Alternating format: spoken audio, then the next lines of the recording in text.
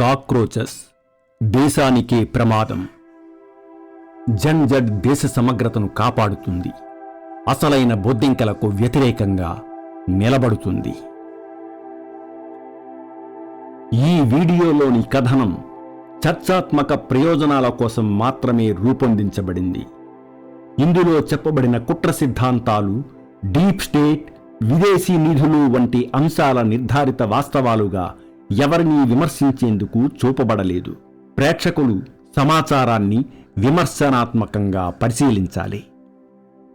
ఒకప్పుడు మన ఇళ్లల్లో కనిపించే ఒక చిన్న జీవి ఇప్పుడు రాజకీయ రంగంలో దిగితే ఎలా ఉంటుంది? కాక్రోచ్ జనతా పార్టీ పేరు విన్న వెంటనే కొందరు నవ్వారు, కొందరు కోపగించారు, మరికొందరు భయపడ్డారు. ఇది కేవలం సెన్సేషన్ కోసం సృష్టించబడిన ఒక వ్యంగ్య పార్టీనా, లేక ప్రజల ఆలోచనలను పరీక్షించే ఒక సామాజిక ప్రయోగమా? ఎందుకు ఒక్కసారిగా సోషల్ మీడియాలో ఈ పార్టీ ట్రెండ్ అయ్యింది? ఎవరు ప్రారంభించారు? ఎందుకు ప్రారంభించారు? ఇంకా ఆశ్చర్యకరమైన విషయం ఏమిటంటే, కొందరు దీనిని దేశాన్ని విభజించే మానసిక యుద్ధం అని అంటుంటే, మరికొందరు ఇది ప్రజాస్వామ్యంలో కొత్త శబ్దం అని అంటున్నారు. అసలు నిజం ఏమిటి? ఈరోజు మనం ఈ మొత్తం కథ వెనుక ఉన్న చతురోక్తులు, రాజకీయాలు, సోషల్ మీడియా ప్రభావం అన్నింటినీ తెలుసుకుందాం. దేశంలో రాజకీయ వాతావరణం వేడెక్కిన కాలం ఇది. ప్రతి విషయం రెండు వర్గాలుగా విడిపోయింది.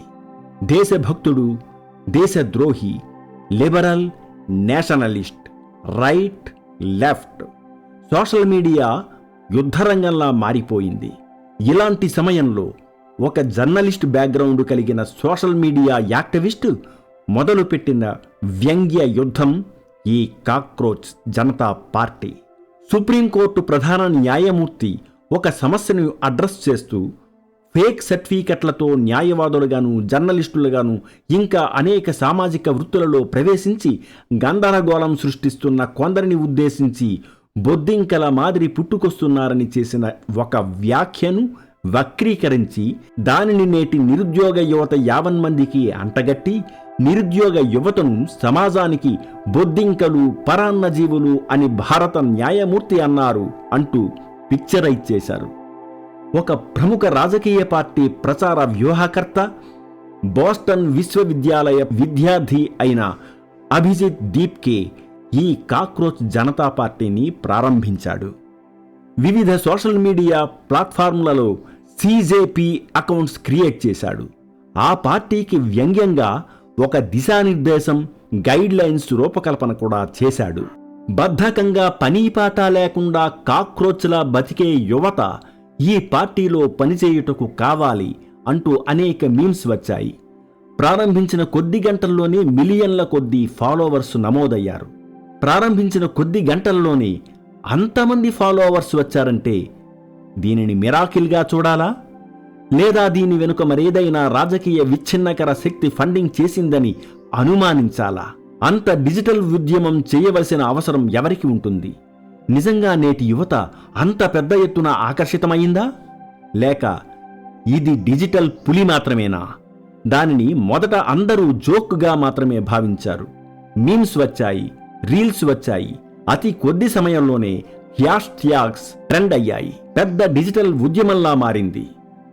మెయిన్ స్ట్రీమ్ మీడియా కూడా ఈ వార్తను ఆశ్చర్యం వ్యక్తం చేస్తూ ప్రసారం చేసింది. డిబేట్స్ నడిచాయి. దేశంలో ద్వేషం, social media manipulation, fake news, రాజకీయ విష ప్రచారాల వల్ల ప్రజాస్వామ్యానికి ప్రమాదం ఉందని పలువురు రాజకీయ విశ్లేషకులు వ్యాఖ్యానించారు. అయితే సోషల్ మీడియాలో కొందరు ఈ పార్టీ అంశాన్ని ప్రస్తుత ప్రభుత్వం వైపుకు మళ్లించారు. చూడండి, వ్యవస్థ మొత్తం కుళ్ళిపోయింది, యువత ఆగ్రహించింది, అందుకే కాక్రోచ్ పార్టీ పుట్టుకొచ్చింది అని ప్రచారం ప్రారంభమైంది. దీనిని ఒక జన్-జీ ఉద్యమంగా అభివర్ణించడం మొదలయ్యింది. కొన్ని యూట్యూబ్ ఛానల్స్ సంచలన థంబ్నైల్స్ పెట్టాయి. కొన్ని టెలిగ్రామ్ గ్రూపులు కుట్ర సిద్ధాంతాలు పంచాయి. కానీ నిజంగా కాక్రోచ్ జనతా పార్టీకి సుప్రీంకోర్టు ప్రధాన న్యాయమూర్తి వ్యాఖ్యలకి సంబంధం ఉందా? దేశంలో పెరుగుతున్న కేసులను దృష్టిలో పెట్టుకుని ఆయన చేసిన వ్యాఖ్యలు ఇంత దుమారం రేపాయా? నిజంగానే యువతలో అంతటి చైతన్యం వచ్చి ఆగ్రహించిందా? దీనిపై ఒక చర్చ కూడా నడుస్తోంది. ఆ పార్టీకి వచ్చిన ఫాలోవర్స్లో 60% మించి పాకిస్తాన్ మరియు ఇతర దేశాల వారేనట. భారతీయ యువత దీనిని రాజకీయంగా చూడలేదు, ఉద్యమంగా తీసుకోలేదు. ఎందుకంటే మన యువతకు తెలుసు, ప్రస్తుతం ప్రపంచమంతటా ఉన్న సమస్యలు దేశంపై ఎంతటి ప్రభావం చూపిస్తున్నాయో. ఎన్నికల్లో హామీలు ఇచ్చినంత సులభం కాదు నిరుద్యోగ సమస్యను తీర్చడం. అసలు నిరుద్యోగ సమస్య ఈనాటిది కాదు, బ్రిటిష్ కాలం నుండి ఉంది. ఇది ఎప్పుడూ ఉంటూనే ఉంటుంది.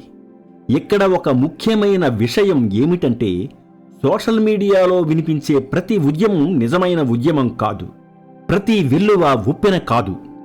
దీనిని ఒక కృత్రిమ ఉద్యమంగానే అనేక మంది భావిస్తున్నారు. విదేశీ నిధులతో జరుగుతున్న డీప్ స్టేట్ కుట్రగా కొందరు, అంతర్గత రాజకీయ శక్తుల కుట్రగా మరికొందరు వ్యాఖ్యానిస్తున్నారు. ఇది జంజీలను రెచ్చగొట్టి ప్రభుత్వంపైకి ఉసుగొలిపే ఒక ప్రజా యుద్ధంగా మార్చే పథకం అని, దీని వెనుక విదేశీ రాజకీయ వ్యూహాలు ఉన్నాయని అనేక మంది నమ్ముతున్నారు. అయితే ఈ ఆరోపణలకు స్పష్టమైన ఆధారాలు బయటకు రాలేదు. ప్రపంచవ్యాప్తంగా అనేక దేశాలలో సోషల్ మీడియా ప్రభావం, విదేశీ ప్రచార యంత్రాంగాలు, డిజిటల్ మ్యానిప్యులేషన్ వంటి అంశాలతో అంతర్గత యుద్ధాలు జరుగుతూ ఉండడం అనేది నిజం. కానీ మన దేశంలో ప్రారంభమైన ఈ బొద్దింకల పార్టీ ఉద్యమం వెనుక నిజాయితీ, నిబద్ధతతో కలిగిన భారతీయ యువత నిలబడిందా? డీప్ స్టేట్ వ్యూహం ఉందా? ఈ ప్రశ్నలకు ఇంకా ఖచ్చితమైన ఆధారం అధికారికంగా బయటకు రాలేదు. ప్రభుత్వం ఆ సోషల్ మీడియా అకౌంట్స్పై సైబర్ రూల్స్ ప్రకారం నిషేధం విధించింది. అయినా మళ్ళా కొత్త పేర్లతో పుట్టుకొస్తున్నాయి. ఈ కొత్త ఉద్యమం పైన 3 ప్రశ్నలు తలెత్తుతున్నాయి. ఇది నిజంగా ప్రజల కోసమా? పరిహాసం కోసమా? ప్రభుత్వాన్ని కూల్చేందుకా? రాజకీయ పార్టీల ఎత్తుగడే దీనికి కారణమా? ఇది అవినీతి, రాజకీయ మోసం, ద్వంద్వ వైఖరులపై వ్యంగ్యాస్త్రం అని స్పష్టంగా తెలుస్తోంది.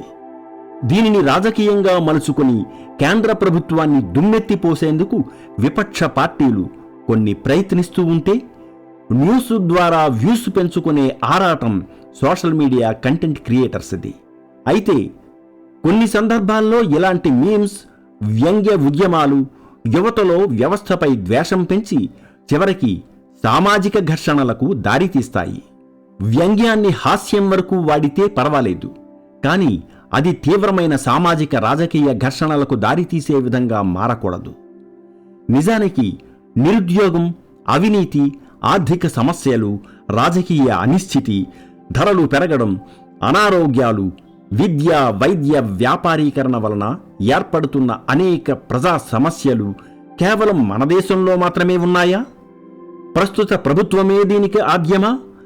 గతంలో పాలించిన ప్రభుత్వాలు ఈ పరిస్థితులను చూడలేదా? మరి ఏ దేశంలోనూ ఇటువంటి సమస్యలు లేవా? కానే కాదు, ప్రపంచమంతటా అగ్రదేశాలు మొదలుకొని అభివృద్ధి చెందుతున్న అనేక దేశాలలో ఇదే సమస్య ఉంది. రెజ్యూమ్ చేంజ్ పేరుతో అనేక యుద్ధాలు జరుగుతున్నాయి. తద్వారా ప్రపంచమంతటా అశాంతి నెలకొని ఉంది. ఇప్పుడు ఉద్యమాలు వీధుల్లో కంటే ఫోన్లలోనే ఎక్కువ జరుగుతున్నాయి. ఒక హ్యాష్ ట్యాగ్ లక్షల మందిని ప్రభావితం చేయగలదు. ఒక ఫేక్ పోస్టర్ దేశవ్యాప్తంగా కోపం రగిలించగలదు. ఒక వైరల్ వీడియో నిజం కంటే వేగంగా పాకుతుంది. కాక్రోచ్ జనతా పార్టీ కూడా ఇదే తరహాలో సోషల్ మీడియా ఎకోసిస్టమ్ వల్ల పెద్దది అయ్యింది. కొన్ని రాజకీయ శక్తులు దీనిని తమకు ఆయుధంగా ఉపయోగించుకునేందుకు యత్నిస్తున్నాయి. కానీ మనది బలమైన డెమోక్రటిక్ సిస్టమ్. మనకు తెలుసు, ఒక పార్టీ పడిపోయి మరో పార్టీ వచ్చినా వ్యవస్థలలో పెద్దగా మార్పేమీ రాదు.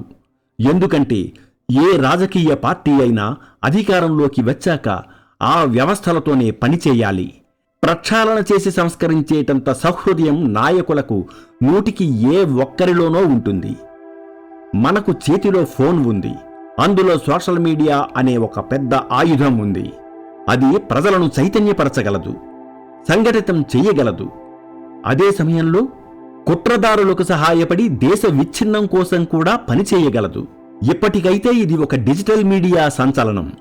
చలనం లేని యువతకు ఒక కొత్త ఉత్సాహం, ఆలోచన రేకెత్తించే ప్రయత్నం. ఈ సమస్యలపై ఎందరో కవులు కవిత్వాలు రాశారు, విప్లవ సాహిత్యం రాశారు, ఆకలి రాజ్యం లాంటి సినిమాలు తీశారు. మనుషుల్లో స్వార్థం, పదవీ వ్యామోహం, కులాల మధ్య అసమానతలు, మతాల మధ్య అంతరాలు ఉన్నంతకాలం ఈ సమస్యలు ఉంటూనే ఉంటాయి. ఒకప్పుడు అవినీతి అక్రమార్కులను గాదె కింద పందికొక్కులు, చీడపురుగులు అని అభివర్ణించేవారు. ఇప్పుడు బొద్దింకలు అంటున్నారు. పందికొక్కులైనా, చీడపురుగులైనా, బొద్దింకలైనా తరిమే కొద్దీ వస్తూనే ఉంటాయి, నష్టపరుస్తూనే ఉంటాయి. వాటి లక్షణం అది. బొద్దింకలు నిరుద్యోగ యువత కాదు, ఫేక్ సర్టిఫికెట్లు సృష్టించేవాళ్లు, కల్తీ వ్యాపారం చేసేవాళ్లు, సైబర్ నేరాలకు పాల్పడేవారు. మీ అభిప్రాయం ఏమిటి? మీ ఆలోచనలను కామెంట్ చెయ్యండి. ఇలాంటి ఆలోచనాత్మక కథనాల కోసం ఈ ఛానల్ను సబ్స్క్రైబ్ చేయండి. జై హింద్, జై భారత్.